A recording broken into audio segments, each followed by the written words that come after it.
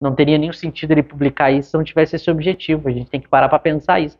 Ele publicou para que a gente aprenda como as coisas são e como tem que ser. Então a gente vai ver tanto a postura de Kardec quanto a resposta e a postura de São Luís. E vamos refletir sobre isso. E aí o Espírito diz assim, olha, pergunte para ele está aqui. Pergunte para o próprio São Luís por que isso aconteceu. Agora vamos ver São Luís, Kardec perguntando e São Luís respondendo sobre esse acontecimento. Aí Kardec, então, continua, abre aspas. São Luís, poderia dar-nos o motivo da sua abstenção? Resposta. Estás contrariado com o que aconteceu, mas deves saber que nada ocorre sem motivo. Por vezes, há coisas cujo objetivo não compreendeis, que à primeira vista vos parecem más, porque sois muito impacientes, mas cuja sabedoria mais tarde reconheceis. Ficai, pois, tranquilo, e não te inquietes por nada. Nós sabemos distinguir os que são sinceros e velamos por eles. Vejam que interessante tudo que traz a resposta, né, do São Luís. Primeiro, o São Luís está aqui falando de Kardec. Vejam que interessante, através de São Luís a gente pode já entender a postura de Kardec diante do que aconteceu. Estais contrariado, Kardec estava contrariado.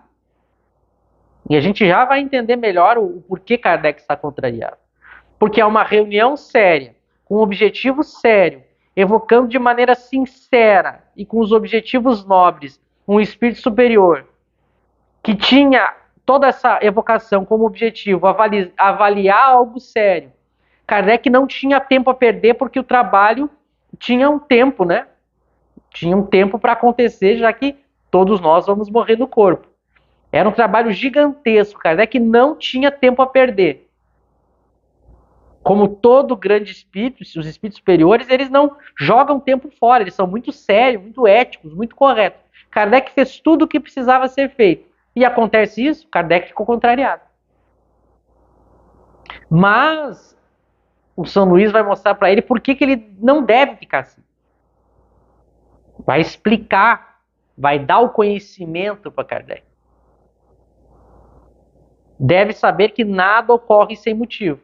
Então, uma das primeiras reflexões que a gente tem que fazer é o modo como a gente às vezes pensa que um espírito nobre, superior, sério, no trabalho com os espíritos ou na vida em geral, como é que a gente imagina um homem virtuoso.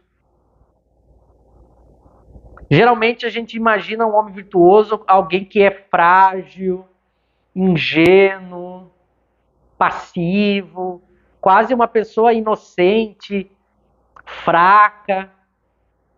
E a gente vai ver que Kardec não era assim. Mas é que a nossa noção de homem virtuoso é que está equivocada.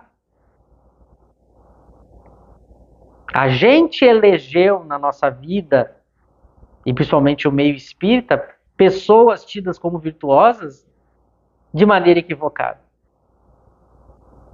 Porque Kardec estava contrariado, mesmo sendo... aliás, por ser um espírito superior, ele estava contrariado. Porque é um espírito justo, ético. E ele quer as explicações.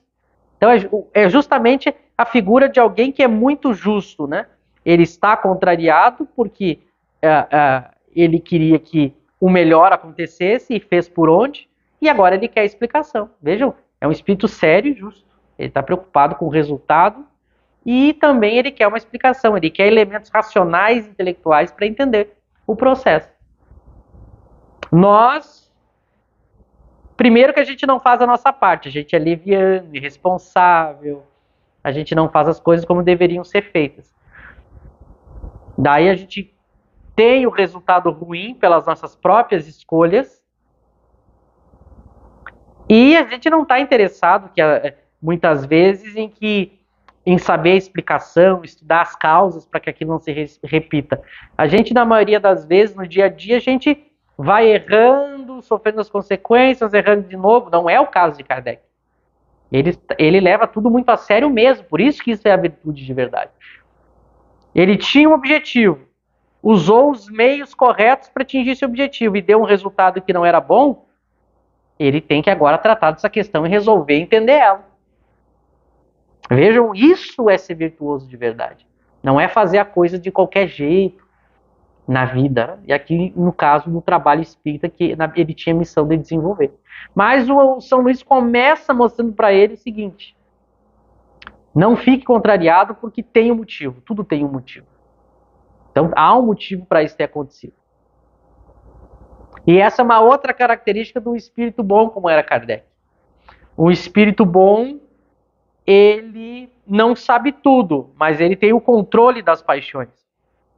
A partir do momento que ele tem o conhecimento necessário, ele usa esse conhecimento já para controlar as paixões e agir e fazer o que é certo. Então, o que falta muitas vezes para o espírito bom é o conhecimento. Tendo conhecimento, ele faz o que é certo. Ele controla as paixões. Já nós não, a gente muitas vezes, mesmo sabendo o que é certo, a gente continua errando, a gente é comandado pelas paixões ruins, a gente se desequilibra, a gente não aceita por orgulho. Tanto que ao ficar contrariado, ele fez o quê? Evocou São Luís e quer as explicações. Se as explicações forem justas e lógicas, ele aceita. Isso é um espírito bom. A partir do momento que ele tem conhecimento da verdade, ele faz o que é. Ele se submete e faz o que tem que fazer. A gente não. A gente nem busca a verdade, quando descobre a verdade a gente tenta distorcer, a gente teima, a gente faz o contrário, ou mesmo assim a gente permanece desequilibrado nas emoções. E aí São Luís aprofunda. Há coisas cujos objetivos não compreendeis, porque como Kardec, principalmente no corpo, né, vai sofrer as limitações no corpo, mesmo ele sendo um espírito muito evoluído, no corpo ele não tinha conhecimento de tudo. Ele estava muito mais limitado do que se tivesse em estado de espírito. Por isso que ele tinha que recorrer aos espíritos para obter as respostas, né? E refletir e tudo mais. Claro que fora do corpo ele entenderia de uma maneira muito mais fácil tudo que aconteceu, né? Mas o espírito está dizendo, há um motivo, o objetivo muitas vezes você não compreende de momento, mas depois vai fazer sentido.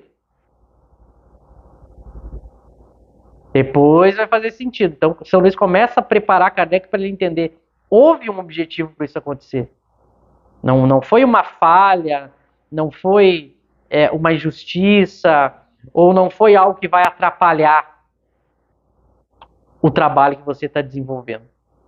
Então, vejam eles trabalhando racionalmente as coisas.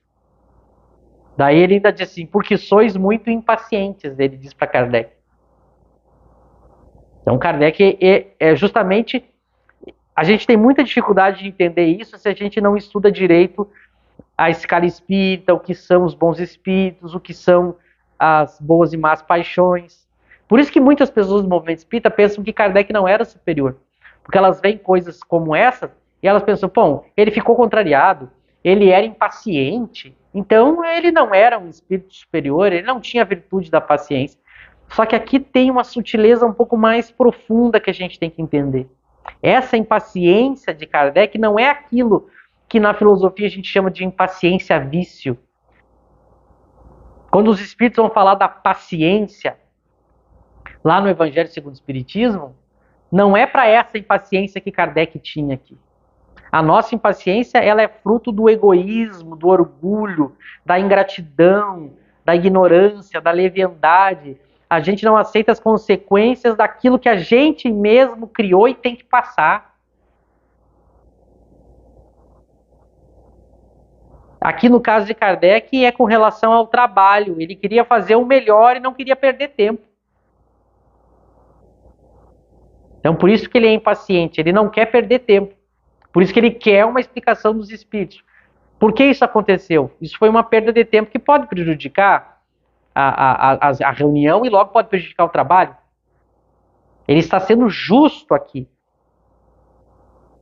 Mas os espíritos dizem, a sabedoria mais tarde do que aconteceu, Kardec mesmo iria perceber. Tanto é que depois ele publica isso na revista. Que é evidente que ele refletiu e viu que realmente aquilo tinha um objetivo, tinha um porquê, como a gente vai ver no final dessa história, né? Então veja como isso que é um espírito superior, rapidamente ele entendeu, e tanto é que ele vai lá e publica já como um ensinamento. A gente não, a gente demora para